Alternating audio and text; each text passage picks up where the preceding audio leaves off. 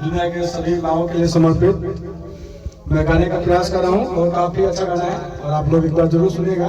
और आज काफी मूड में थे और सोचा कि माँ के लिए कुछ गा दे, इसलिए गा रहे हैं। अचेरा छोड़ के चल कहीं दिहले इतना दूर माई,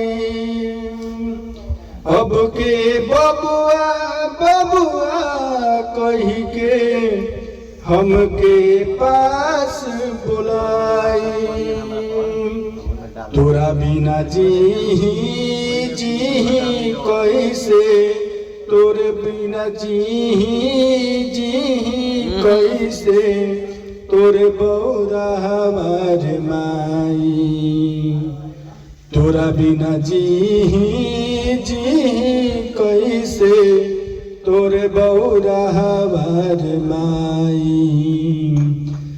मन के दर्दिया अब के बूझी, अब के पोछी अखिया से लोर, केकरा के आगे फुट के रोब, के समझी सिसकी के शोर, बिन कहले दुख वाजे बूझे, बिन कहले दुख वाजे बूझे, ऐसन के हो पाई रे माई, तोरा बिना जी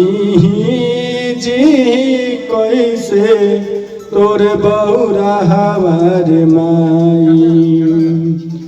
दुनिया के मेला में काहे तू हमसे छोड़वले हाथ रे, हमरा के भी ले चलते अपन साथ रे, खूटा उखड़ गइल बा गैया के, खूटा उखड़ गइल बा गैया के, अब ई बछौआ कहाँ जाई रे माई, अब ई बछौआ कहाँ जाई, तोरा बिना जी कैसे, तोरा बिना जी कैसे, तोरे बौरा हमार माई, तोरा बिना जी